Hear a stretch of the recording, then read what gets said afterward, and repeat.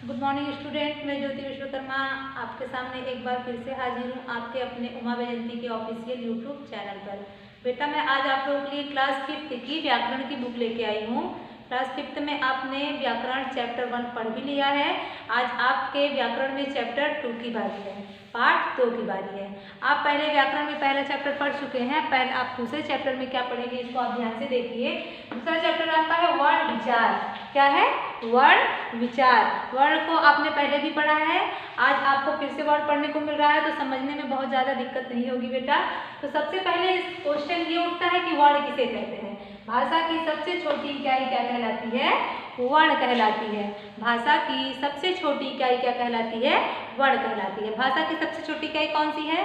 मैंने आपको पहले भी बताया था, जैसे आपका क हो गया, जैसे आपका ख हो गया, आपका ग हो गया, आपका अ हो गया। स्वर और व्यंजन में कहीं से भी कोई भी वर्ण आपका आ जाता है तो उसे आप क्या कहेंगे?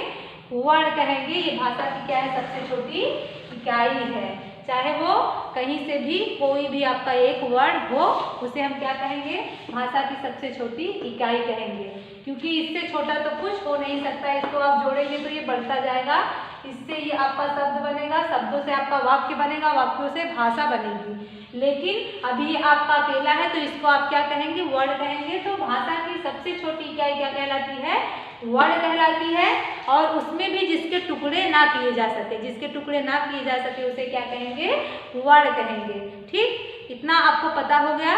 और इसके बाद अगला आपका जो टॉपिक है कि वर्ण के कितने प्रकार होते हैं। प्रकार, वर्ण के कितने प्रकार होते हैं? जैसे आपके भाषा के प्रकार होते हैं वैसे ही आपके वर्ण के भी प्रकार होते हैं। वर्ण के कितने प्रकार होते हैं? 2। वर्ण के 2 प्रकार होते हैं। कौन? स्वर और व्यंजन। वर्ण के 2 प्रकार होते हैं, स्वर और व्यंजन, जिसमें आपके स्वर की संख्या 11 होती है और व्यंजन की संख्या 33 होती है। अब ये व्यंजन की संख्या और स्वर की संख्या उठाने से पहले मैं आपको ये बताना चाहूंगी कि वर्णमाला किसे कहते हैं, क्योंकि आपके वर्णमाला में ही आपका स्वर और व्यंजन आता है। आपके वर्णमाला में क्या आता है? आपका स्वर और व्यंजन आता है। तो वर्णमाला किसे कहते हैं पहले आप ये समझ लीजिए। वर्णों के व्यवस्थित समूह को वर्णमाला कहते हैं। वर्णों के व्यवस्थित समूह कहेंगे, वर्णमाला कहेंगे। व्यवस्थित समूह क्या होता है? जैसे आपने लिखा क, ख, ग, घ, अंग। व्यवस्थित दिख रहा है कि नहीं? च, छ, ज, झ, इ। ये अभी तक आपका व्यवस्थित है।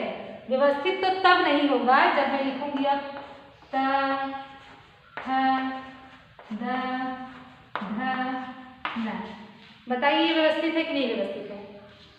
अब तक तो ये क से लेकर के अंग तक लिखा गया, फिर च से लेकर के इ तक लिखा गया, लेकिन अब ये व्यवस्थित है कि नहीं है? व्यवस्थित चल रहा था लेकिन अभी व्यवस्थित नहीं है, क्योंकि च के बाद ट वाला लाइन, ट का क्रम आता है। ट, थ, द, ध, द, इसका क्रम जुड़ेगा, ना कि आपका त आएगा। तो ये अब व्यवस्थित नहीं है, अब जाकर ये व्यवस्थित हो गया। तो ये क्रमबद्ध और व्यवस्थित समूह। क के बाद ख ही आए, ख के बाद ग ही आए, ग के बाद ध ही आए, क के बाद च वाली लाइन आए, च के बाद ट वर्ग आए, ट वर्ग के बाद त वर्ग आए, त के बाद प वर्ग आए, य वर्ग आए। तो क्रम वाइज से अगर आपका ये क्रमानुसार चलता है उसी को क्या कहेंगे? हम व्यवस्थित समूह कहेंगे। इसी को क्या कहेंगे? वर्णमाला कहते हैं। वर्णों का व्यवस्थित समूह ही क्या कहलाता है? वर्णमाला कहलाता है।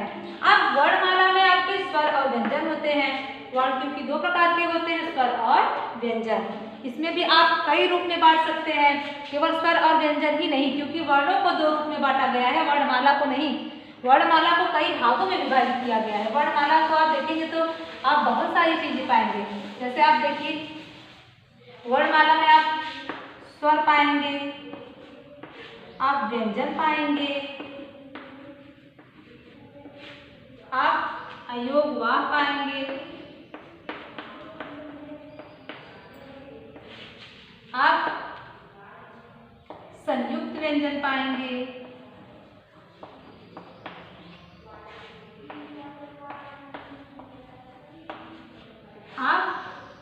अन्य वर्ण पाएंगे। आपको इतनी सारी चीजें मिलती हैं। जब आप वर्णमाला देखेंगे तो आपको सब अलग अलग करके दिया रहेगा। जैसे आपके इंग्लिश में वॉवेल्स होते हैं, कॉन्सोनेंट होते हैं, वैसे हिंदी में स्वर और व्यंजन होते हैं। लेकिन जो आपके अल्फाबेट होते हैं, अल्फाबेट में आप ABCD पढ़ते हैं, वैसे इसमें आप क से लेकर ज्ञ तक पढ़ते हैं, आ से लेकर आ तक पढ़ते हैं।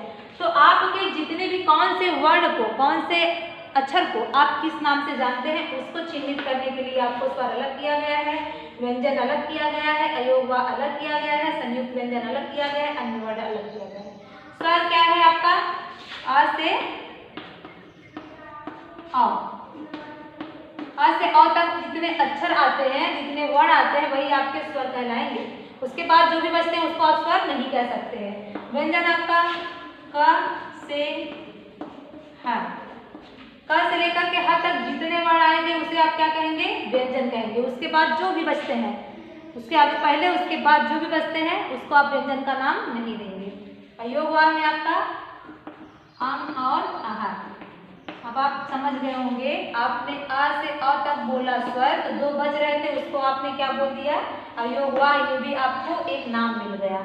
ये क्या हो गया? अयोग हो गया, क्योंकि दो बच रहे थे स्वर में। इसको आप क्या बोलेंगे? अयोग। देखिए सारा वर्णमाला में ही आ रहा है। अब संयुक्त व्यंजन आपने क से ह तक लिख दिया है। आपका जो तीनों बच रहा है, छत, त्रन, ज्ञ, ये आपके क्या हो गए? संयुक्त व्यंजन हो गए। किसमें आ गए आपके? ये संयुक्त व्यंजन में आ गए। अब आपका है अन्य वर्ण। अन्य वर्ण में आप क से ज्ञ तक लिखते हैं तो देखते हैं आपको ये ढक्कन वाला ढ मिलता है, लेकिन उसके नीचे बिंदी नहीं रहती। लेकिन आप अन्य वर्ण पढ़ेंगे तो इसके नीचे आपको बिंदी दिखाई देगी। आप ड लिखेंगे डब्लू वाला, इसके नीचे बिंदी लगा देंगे, अन्य वर्ण है। ये मिलता है लेकिन ये बिंदी नहीं रहती है, तो ये आपका अन्य वर्ण हो गया। इसमें एक और मिलता है स्र, ये भी आपका क्या है? अन्य वर्ण हो गया। ये आपका ढ, ड़ और श्र। जब आप क से लेकर के वर्णमाला पूरा पढ़ेंगे आपको सब मिलेगा। यही तीन वर्ण ऐसे हैं जो आपको पूरी वर्णमाला में नहीं मिलते हैं, ये अलग से वर्ण आए हैं। ये तीनों वर्ण आपके अलग हैं। लेकिन जब संयुक्त व्यंजन की बात आती है तो ध्यान दीजिएगा, छत, त्रन, ज्ञ के साथ स्र भी जुड़ता है। संयुक्त व्यंजन की बात आती है तो ये जो आपका अन्य वर्ण में स्र है, ये उठाकर आप यहाँ ले जाके रख सकते हैं।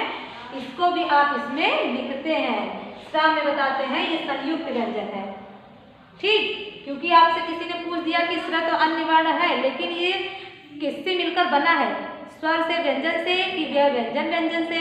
तो आप कहेंगे कि ये दो व्यंजनों के मेल से बना हुआ है, क्योंकि ये जो चारों शब्द हैं, ये चारों आपके अक्षर हैं, ये क्या है? दो व्यंजनों के मेल से बना है। अब तक आपको पता है कि जितने भी व्यंजन होते हैं बिना स्वर की सहायता से नहीं बोले जा सकते हैं, जबकि स्वर बिना व्यंजन की सहायता से बोले जा सकते हैं। स्वर स्वतंत्र होता है लेकिन व्यंजन स्वतंत्र नहीं होता है। व्यंजन में हर व्यंजन छिपा हुआ होता है। लेकिन जितने भी, अब आपको चार ऐसे व्यंजन मिलेंगे जिसको आप, स्वर तो छिपा ही है, इसमें आप व्यंजन की सहायता से इसको बोलेंगे। कैसे? जैसे मैंने अभी बताया कि ये संयुक्त व्यंजन है, मतलब दो व्यंजनों के मेल से बना हुआ है। छ, त्रन, ज्ञ और आपका स्र, छत्रन ज्ञ। आपका ये क्षत्रिय वाला छ है, ये आपके क प्लस कठोर वाला क, ये आपका आधा का माना जाएगा, क्योंकि इसके नीचे हलंत लग गया। कभी भी कोई भी अगर वर्ण आपका लिखा हुआ है, चाहे वो क हो चाहे वो प हो, इसके नीचे ऐसा हलंत लग गया तो ये आपका आधा हो गया। अगर ये नहीं है तब ये पूर्ण माना जाएगा। तो आपका क और कठोर वाला क, फिर त प्लस र बराबर त्र, ज प्लस य बराबर ज्ञ, श बड़ा वाला सा रहेगा प्लस र बराबर श्र। तो ये देखो, ये भी व्यंजन है, ये भी व्यंजन है। इन दो व्यंजनों के मेल से क्या बना? क्षत्रिय वाला छ। ये भी व्यंजन है, ये भी व्यंजन है। इन दो व्यंजनों के मेल से क्या बना? त्र। ये भी व्यंजन है और ये भी व्यंजन है, तो इससे क्या बना? ज्ञ। ठीक वैसे ही श और र को मिलाकर स्र बन गया। तो ये क्या है? आपके संयुक्त व्यंजन है। ठीक, तो टोटल वर्ण जो आपके हुए वो कितने हुए? 52 हुए। इन्हीं सबको मिला करके आप 52 पाएंगे। आप ये 11 पाएंगे, ये 30 पाएंगे, ये आप 2 पाएंगे और इधर आप ये 3 पाएंगे। सिर्फ को यहाँ से मैंने हटा दिया क्योंकि ये अन्य वर्ण में जा रहा है।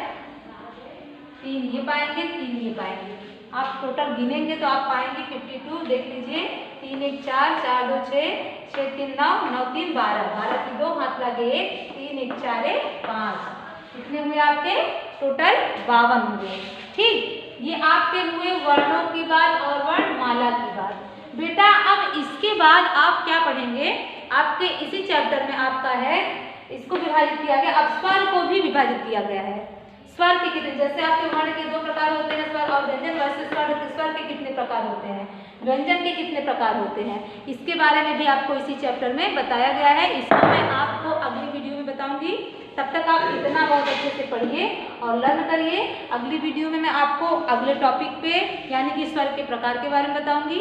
तब तक के लिए बाय, और आप अच्छे से पढ़ाई करिए।